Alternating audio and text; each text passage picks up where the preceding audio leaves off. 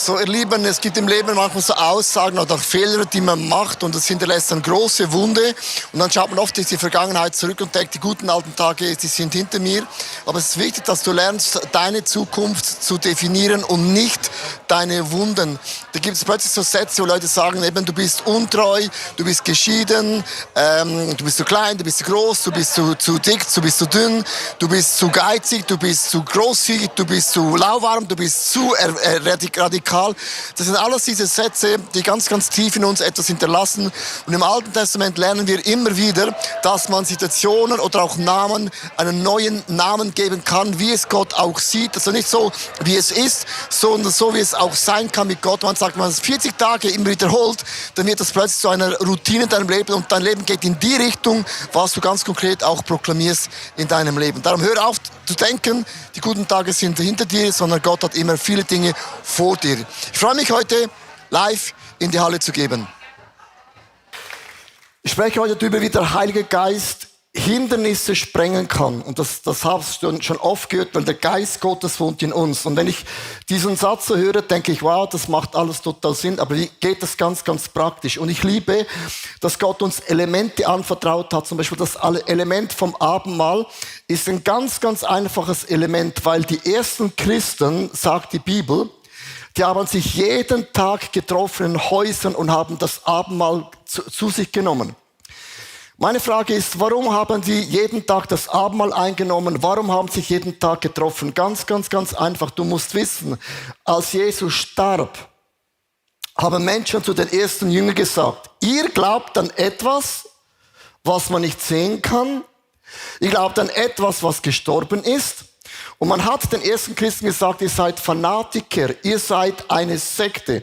Man hat sie verfolgt, man hat sie verflucht. Menschen haben ihre Familien verloren. Und mit anderen Worten, die ersten Jünger haben gesagt, wenn wir nicht zusammenkommen und zusammen die Kraft des Heiligen Geistes erleben, wird es uns mega schwer fallen, mit Gott unterwegs zu sein. Das Erste, was Jesus immer machte beim Abendmahl, er brach das Brot in Stücke. Und das ist ein ganz einfaches Symbol. Jesus hat seinen Körper zerbrochen am Kreuz. Für deine und meine Sünden, damit geheilt wird. Aber es ist auch ein Zeichen, was immer in deinem Leben zerbrochen ist. Was ist zerbrochen?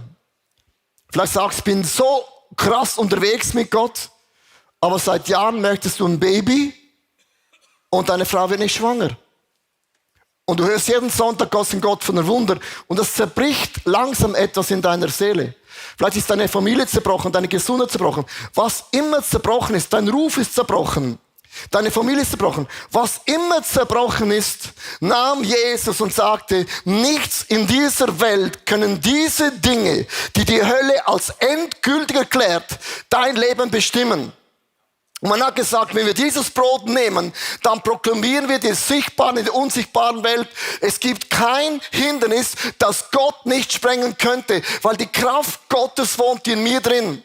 Und wenn man das Abendmahl einnimmt, ist das für mich ein Statement, ich esse Vergebung, ich esse Heilung. Und dann, wenn ich mich schwach fühle, sagt der Wein, die Kraft Gottes wohnt in mir. Ein ganz, ganz einfaches Element. Wieso brauchen wir diese Elemente? Ich beginne mit einer Geschichte, um das zu erklären. Und zwar Alfred Nobel, ist geboren in Stockholm.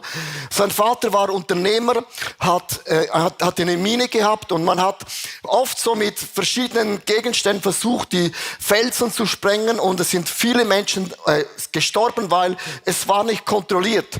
Und Alfred Nobel hat gesagt, man muss etwas entwickeln, dass weniger Menschen beim Bau sterben. Und hat dann gepröbelt und gedüftelt und hat dann gemerkt, wenn man Nitroglycerin nimmt, kann man etwas entwickeln, das sprengt, aber es ist kontrollierbar. Und er hat dann ein Patent gemacht und hat das dann das Dynamit genannt. Und das Wort Dynamit heißt auf Griechisch Dynamos, das ist das gleiche Wort für den Heiligen Geist. Das gleiche Wort für den Heiligen Geist. Finde ich interessant, dass der Heilige Geist sprengt Hindernisse. Und er hat das entwickelt für etwas Gutes. Und was er nicht gewusst hatte, dass Menschen haben das genommen und haben Kriege mit dem gemacht.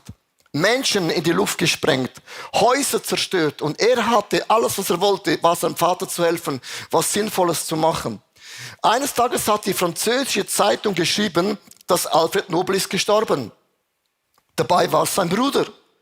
Die haben sich auf Französisch verwechselt, oder? Und dann hat Alfred Nobel eines Morgens gelesen in der Zeitung, mit was für einem Ruf er sterben wird.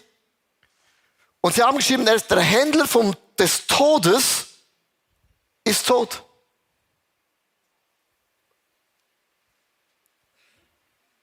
Sein Ruf war zerbrochen. Sein Image war zerstört. Und es gibt Momente, wo Menschen deinen Ruf zerstören. Und er dachte, es darf gar nicht wahr sein, ich wollte ihm nur helfen, ich wollte was Gutes machen. Und was niemand wusste, er hat sich entschieden, dass er 94% von all seinem Vermögen investiert hat in eine Nobel-Stiftung, den Nobelpreis. Hast du schon mal gehört? Und er hat gesagt, ich werde immer bekannt sein, dass Menschen über den Nobel hat gesagt, ich möchte gerne Physik, Chemie, Frieden, Philosophie, Medizin und Literatur bewerten, dass jeder, der etwas Gutes macht, was die Menschheit weiterbringt, wird gesegnet werden. Die Geschichte möchte ich folgendermaßen erklären. Definier deine Zukunft und nicht deine Wunden. Definier deine Zukunft und niemals deine Wunden. Und ich kann das eines sagen, wieso. Man sagt, man spricht, die Sprache von Deutsch hat 50.000 Wörter, man hat ungefähr 50.000 Wörter geprägt, man spricht nur 16.000 Wörter, man hört 40.000 Wörter pro Tag, aber jeden Tag hörst du 5 bis 20 negative gesprochene Worte über dich. Und ich möchte dich fragen, was für Worte hörst du? Du wirst nicht schwanger. Du bist geizig. Du bist ein Jammersack, du bist eine Zicke, du bist ein Macho. Du bist lauwarm im Glauben, du bist zu radikal, zu extrem im Glauben. Du bist zu klein, zu dick, zu groß, zu dünn, zu schwer, zu leicht. Du bist arbeitslos, du bist ein Faulsack, du kommst immer zu spät, du bist jähzornig, du bist geschieden. Du hast deine Familie zerstört. Du warst untreu. Und wir alle haben Worte, die prägen uns krass, weil Worte, du hörst jeden Tag, ich weiß nicht, was deine Frau über dich sagt. Du bist immer der die Socken nicht verräumt. Du bist immer der immer zu spät kommt. Du bist der, man macht etwas ab und du löst es nicht ein. Ich weiß nicht, was Menschen über dich sprechen, aber diese Worte hat eine Kraft in deinem Leben. Es sei denn, du sagst, okay, meine Fehler, alle diese Dinge, ich glaube, dass das, was nicht okay sind, du kannst es lösen, du kannst es heilen, du kannst es neu machen in meinem Leben. Definiere deine Zukunft und nicht deine Wunden. Jesus nennt dich nie aufgrund von deinen Fehlern. Er nennt dich mein Sohn und meine Tochter. Gott nannte David ein Ehebrecher, ein Mörder, nicht Ehebrecher, sondern du bist ein Mann nach dem Herzen Gottes. Abraham hatte zweimal geleugnet, dass es seine Frau ist. Gott sagt, du bist mein engster Freund, den ich habe.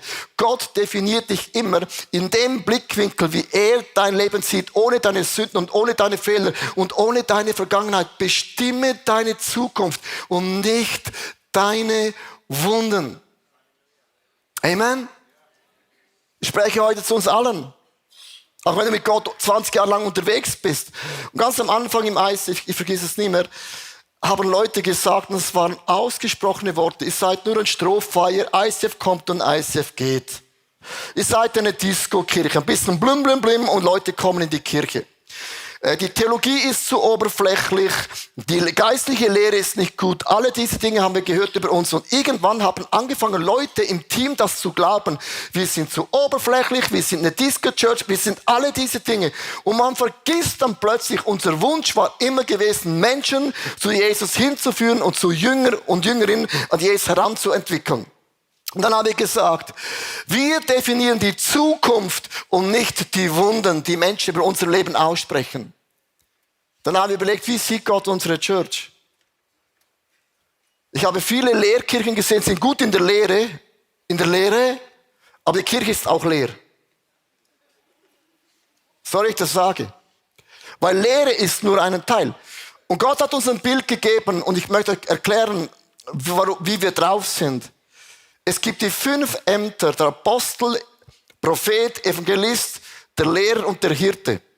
Und Gott hat gesagt, ihr braucht nicht nur die Lehre, ihr braucht alle Elemente. Und das ist der Daumen, ist der Stärkste, der sagt, ich kann euch alle platt machen. Das ist der Apostel, der glaubt immer, ist der Stärkste. Der Prophet sagt, niemand hat so eine schöne Linie wie ich. Und der Evangelist sagt, wer ist am weitesten in der Welt? Seht ihr? Ich. Der Lehrer sagt, ich trage den Schatz. Und der Hirte sagte, bin der Kleinste, aber wieso gibt es mich noch? Und wenn man dann so richtig auf den Tisch klopft, sagt der Hirte, dann fange ich euch alle auf. Das heißt, wir bestimmen die Zukunft, wir sind eine multiplizierende Gemeinde. Wir sind eine prophetische Church. Wir gewinnen Menschen für Gott. Wir glauben an die Lehre und wir haben das Hirtenelement. Das heißt, unsere Church ist eine ausgewogene Church mit allen Elementen. Und diese Aussage hat bei mir so viel getriggert, dass du nicht deine Wunden dich drin schwimmst, sondern bestimme und definiere deine Zukunft in deinem Leben und nicht deine Wunden. Das heißt, in Römer heißt es ja, die gleiche Kraft, die Jesus von den Toten auferweckte, die gleiche Kraft, kannst du den Bibeltext bringen von Römer, die gleiche Kraft wohnt wo? Wo? Microchurches, ich höre euch, wo? Online, wo? Ich möchte euch bitten, diesen Text zu lesen. Er wohnt nicht irgendwo. Die gleiche Kraft vom Heiligen Geist. Dynamis. Der den Tod sprengt.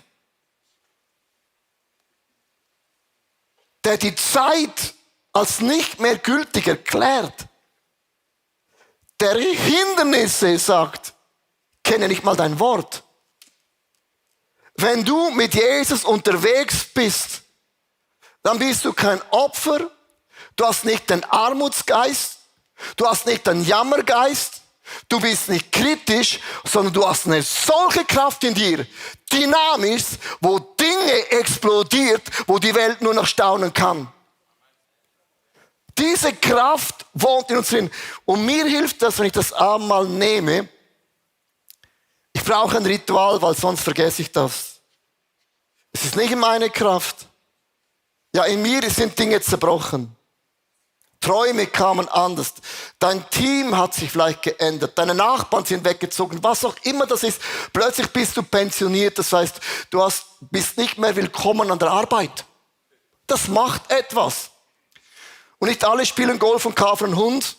Weil ein Goldfisch, der spricht nicht mit dir.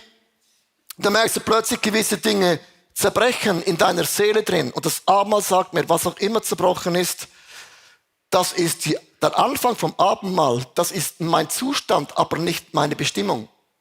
Ich gehe in 2 Punkte hinein, wie unsere Hindernisse gesprengt werden. Und der erste Gedanke ist das Abendmahl. Das Brot bedeutet im Abendmahl, Gott macht alles neu.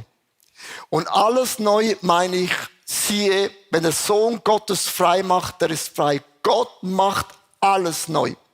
Ich nehme euch mit ganz kurz in eine Geschichte von Josef aus dem Alten Testament, weil es hat so viele theologische Nuggets drin und dann nochmals ganz kurz, dann gehen wir nochmals in einen anderen Text hinein. 1. Moses 50, Vers 20, da sagt Josef nach 13 Jahren, als seine Brüder wieder sieht, ihr wollt mir Böses tun, aber Gott hat Gutes daraus entstehen lassen. Durch meine hohe Stellung konnte ich viele Menschen das Leben retten. In dem Bibeltext sagt Josef Folgendes. Ihr habt mich in die Grube geworfen, ihr habt mich umgebracht. Ihr habt das Herz vom Vater zerstört. Ich kam zum Potiphar in das Haus, habe gedient und die Frau wollte mit Sex haben. Ich habe Nein gesagt und aufgrund von der Treue zu Gott kam ich in das Gefängnis. Der Bäcker und der Mundschenk, die haben mich vergessen. Und eines Tages kam ich raus als Nummer 2. Und ihr habt es so böse gemeint. Und ich möchte dich fragen, wer meint das Böse in deinem Leben? Wer legt dir einen Knüppel in deine Beine? Und was ich sehr interessant finde in diesem Bibeltext, in diesem Ich bin kein Opfer mehr, und diesen Mantel muss ich schon bald einmal versteigern, was Josef in dem Text nicht sagte. Josef hatte eine Gedächtnislücke. Josef hat in seiner Geschichte vergessen, da war doch einmal etwas. Habe ich nicht mit diesem Mantel meine Brüder provoziert, als ich der Lieblingssohn war? Ich hatte einen Traum und habe das zu meinen Brüdern gesagt und sie wurden eifersüchtig. Ich habe es gemerkt und gespürt und sie waren total sauer. Oh, ja, das stimmt. Dann hatte ich einen zweiten Traum, habe es nochmals gesagt, sie wurden nochmals wütend. Ist das nicht interessant in deiner Geschichte? Man vergisst immer die eigene Geschichte. Schon mal aufgefallen, wie kritisch, akribisch du andere Menschen richten kannst? Aber wenn es zu dir kommt, der Mantel, hatte ich nie. Die Gnade nehmen wir sehr gerne an für uns, aber die anderen geben wir das Gericht weiter.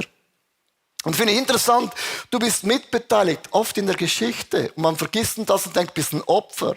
Mein Mann, meine Frau, was auch immer. Es ist eine ganz kurze Side-Teaching, wo ich nicht so lange bleiben möchte. Und es ist interessant. Wenn ich jetzt euch sage, bestimm deine Zukunft, denkst du, wo findet man das in der Bibel andauernd? Josef hat nicht in der Wunde gelebt. Hätte sagen können, ich helfe ihnen nicht mehr. Ihr könnt mir alle, ich bin verletzt von Kirche, von Gott. Wir haben so viele verletzte Menschen, sind verletzt. Und wenn du verletzt bist, der Einzige, der happy ist der Teufel. Und du blockierst dein Leben. Und jetzt achte, was Josef macht in 1. Moses 41, Vers 51 bis 52. Gott hat mich, mein Elternhaus, den Vater, sein Herz war zerstört. Wenn dein Kind stirbt, das ist nicht die normale Reihenfolge, dann bist du als Eltern Game Over. Er sagte Josef, Gott hat mein Elternhaus und meine Sorgen vergessen lassen. Rief Josef und nannte den erstgeborenen Sohn Manasse. Der vergessen lässt.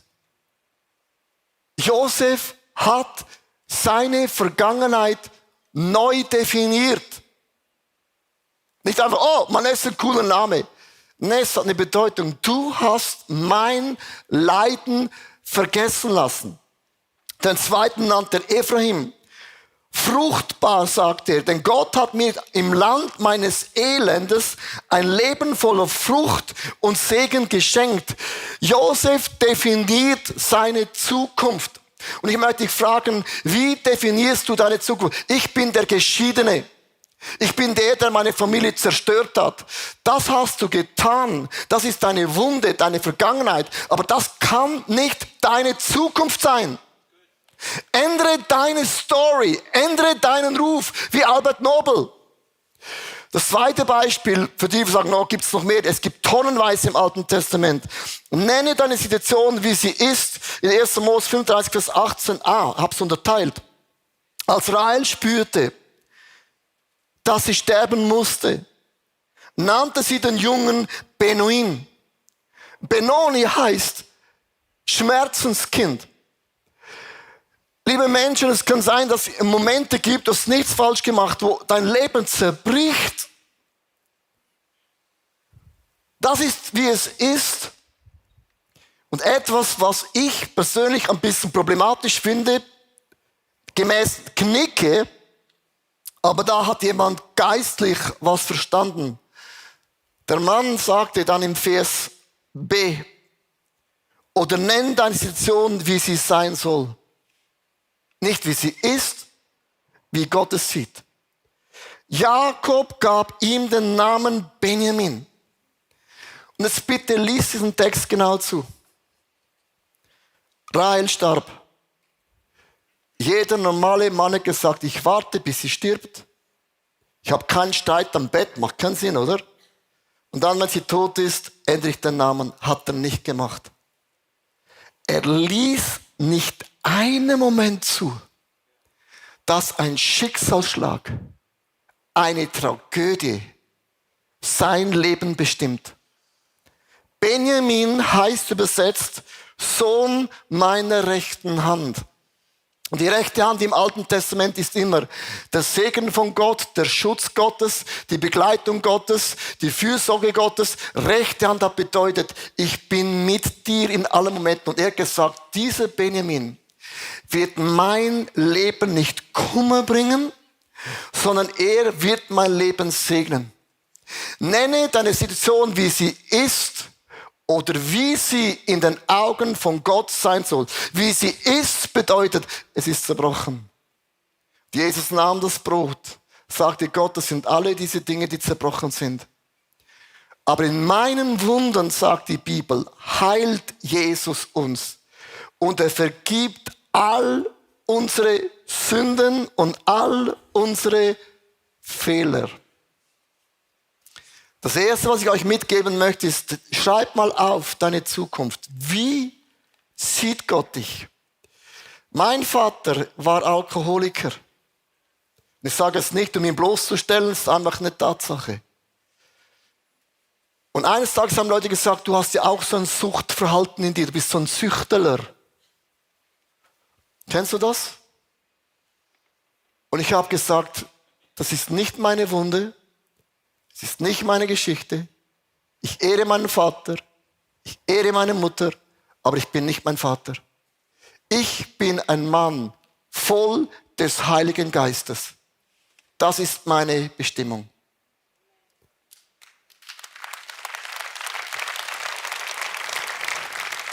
Der zweite Gedanke, den wir haben, ist der Wein.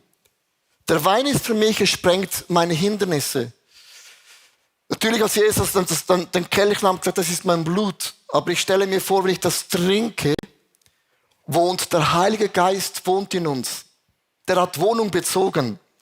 Und ich lese euch einen Bibeltext vor, der sehr genau ist am Urtext, aber du merkst auch ein bisschen, man versteht ihn fast nicht.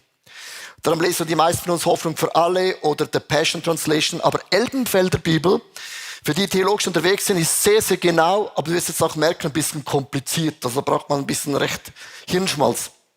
Epheser 1, Vers 19 bis 20 heißt es, und was die überragende Größe seiner Kraft an uns, den Glaubenden, ist, nach der Wirksamkeit der Macht seiner Stärke, merkst du?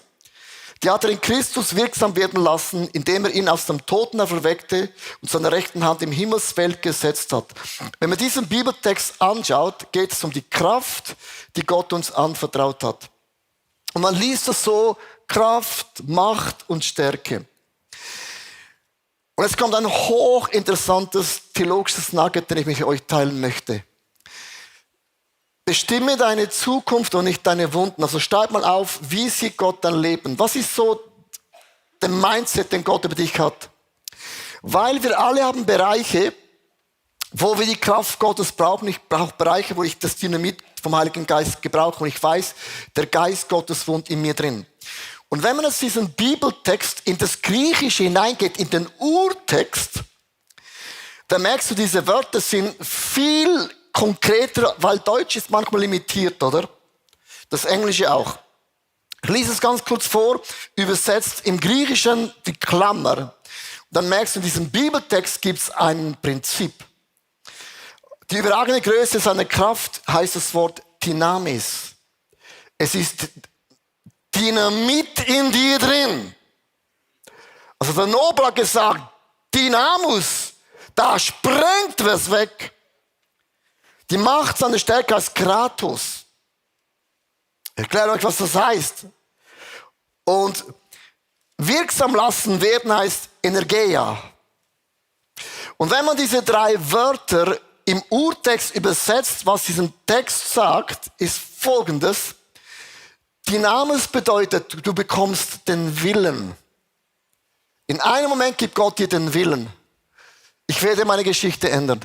Ich werde aufhören, das und jetzt zu tun. Du hast einen Willen. Der Wille kann nicht klären, kommt plötzlich in dich hinein. Das Wort Kratos heißt, zuerst hast du eine Kraft und Kratos heißt, du hast einen Wille, Dynamis heißt, du hast diese Kraft Gottes und dann das nächste Kratos hast einen Willen. Du siehst etwas, bekommst einen Willen. Energeia heißt, du bekommst die Energie, das umzusetzen. Und wenn man diesen Bibeltext liest, sagt Gott wortwörtlich, die gleiche Kraft, die das Rote Meer teilte, die die Mauern von Jericho einstürzen ließ, der den Stein vom Goliath getötet hatte, der Wasser zu Wein verwandelte, der 5000 Menschen speiste, der Lazarus von den Toten auferweckte, die gleiche Kraft wohnt in dir und mir. Und dieser Bibeltext sagt, die Kraft, Dynamis wohnt in dir. Und du bekommst den Willen, ich werde das umsetzen. Und du bekommst auch die Energie, dass Gott dir dabei hilft. Fass es zusammen, schreib auf, wie Gott dich sieht in deiner Zukunft. Und dann schreib auf, dass die Kraft, der Wille und auch die Energie in mir ist. Wenn ich diesen Wein nehme, die Kraft wohnt in mir. Es ist mir egal, was Menschen denken, wie ich mich fühle. Es hat nicht mit Gefühlen zu tun, es ist ein Geschenk Gottes. Und Gott gibt mir diesen Willen, akribisch das zu ändern. Und ich habe auch diese Energie. Und das ist für mich das Prinzip vom Abendmahl. Ich möchte das zusammenzufassen mit einer Geschichte, die wir gehört haben, ich und meine Frau. Wir waren vor 2 Jahren an einer Konferenz und da war eine Frau auf der Bühne und ihr Name heißt Jamie Kern Lima. Und ich habe ein Bild von ihr mitgebracht, wie sie aussieht. Jamie Kern Lima ist eine wiedergeborene Christin. Sie glaubt an Jesus, geht in die Kirche, sie liest die Bibel und hat jeden Tag gesagt, es gibt kein Make-up, das das verdecken kann. Weil alle normalen Make-ups mit der Chemie drin, wurde alles noch viel, viel schlimmer. Und sie hat ein Statement gemacht und ich habe es auf Englisch gebracht. Sie hat gesagt, jede Frau ist schön und jede Frau hat es verdient, sich schön auszusehen und auch schön zu fühlen. Und sie hat gesagt, die ganze Kosmetikindustrie interessiert sich nicht für meine Haut. Sie war eine wiedergeborene Christin, sie hat Gottesdienste, Predigten gehört, wie du und ich auch. Und eines Tages hat sie gesagt, wenn nicht ich etwas entwickle, wer dann? Kennst du, man sollte was machen, Mann? Der Mann ist meistens jemand. Und sie hat sich entschieden, ich werde ein Kosmetikprodukt entwickeln, wo Menschen in meiner Not hilft. 3 Jahre hatte sie kein Gehalt. Niemand hat an das geglaubt. Niemand hat sie unterstützt. Sie hat 30 Mal eine Antwort bekommen, nein. Und die schlimmste Antwort, die sie bekam von einem Investor, war gewesen, ich habe das nächste Bild gerne, hat gesagt, look, Jamie, ich möchte ehrlich mit dir sein. Welche Person würde ein Produkt kaufen von dir? Schau dich mal an. Schau dein Gewicht an und dein Körper und dein Gesicht. Das vermarktet sich nicht. Basch! Das nenne ich das. Jamie hat geweint und hat Gott gefragt, Gott, ich habe eine Frage. Ist es dein Wille oder ist es mein Ego? Wer kennt die Frage? Wenn eine Tür nicht aufgeht, ist die Frage, ist es mein Ego, ist es mein Wille? Und sie hörte immer wieder. Und das ist die Kraft vom Heiligen Geist. Tu es. Gib nicht auf. Niemand hat sie unterstützt. Niemand hat sie geglaubt. Und sie hatte wirklich dieses Problem am Gesicht. Eines Tages hat sie gesagt, ich werde kein Model nehmen. Ich werde kein Photoshop nehmen. Ich nehme Menschen, die angezogen sind wie ich, einfach normal. Und nahm sie in die Fernsehshow. Wieso? Früher gab es ja Fernsehshows von Werbung. Und so war sie da mit ihrem Körper, mit ihrem Gesicht und hat gesagt, ich habe ein Problem. Es gibt kein Kosmetik, das es mir helfen kann. Und sie nahm Freundinnen in das TV, einfach angezogen, keine Models, hatte alle möglichen Größen. Dann hat sie dieses Bild gezeigt. Wenn man mein Produkt nimmt, ist nicht gefaked, so funktioniert es und du hast am nächsten Tag keinen Ausschlag. Nach dieser Fernsehsendung, ohne Models und ohne Photoshop, wo ganz ehrlich, ging ihr Produkt durch die Decke. Das hat einen Lauffeuer gemacht in Amerika. Viele Frauen haben gesagt, endlich haben wir Würde gefunden, dass wir nicht so rumlaufen müssen. Jamie hat gesagt, ich habe gekämpft, ist es der Wille von Gott, ja oder nein? Wenn Menschen einen Label, einen Ausspruch machen, ist es berechtigt, ja oder nein? 8 Jahre später hat L'Oreal im Jahre 2016 ihr Produkt abgekauft für 1,2 Milliarden US-Dollar. Im gleichen Jahr hat L'Oreal mit dem Produkt von ihr den doppelten Umsatz gemacht. Als sie das verkaufte für 1,2 Milliarden nach 8 Jahren, finde ich einen guten Business Case, sagte der Mann, der zu ihr sagte, niemand will ein Produkt kaufen mit dir, schau dich an. Dein Körper und du bist zu dick. Schieb ihr ein E-Mail. Ich gratuliere dir. Ich lag falsch. Darf ich dir was sagen? Ich gratuliere dir, weil der Teufel liegt falsch. Ich gratuliere dir, weil deine Wunden liegen falsch. Ich gratuliere dir, weil deine Vergangenheit liegt falsch. Ich möchte heute mit dir das Abendmahl einnehmen, weil wir alle, ich inklusive auch, haben Dinge erlebt, bewusst oder unbewusst, die uns blockieren in der Zukunft, wie Gott uns sieht. Schreib es auf in einem Satz, wie du dich siehst in den Augen Gottes. Jakob nennt die Luz im Nirgendwo, nannte diesen Ort Bethel. Er hat den Namen andauernd geändert. Von Jakob, der Betrüger, zu Israel. Gott hat Namen immer geändert. Ändere die Sichtweise, wie Gott dich sieht in der Zukunft. Und dann nimm das Abendmahl und sagst, diese Kraft Gottes, Dynamis, dieser Kratos, dieser Wille und Empathie, das Wollen und die Kraft ist in mir drin.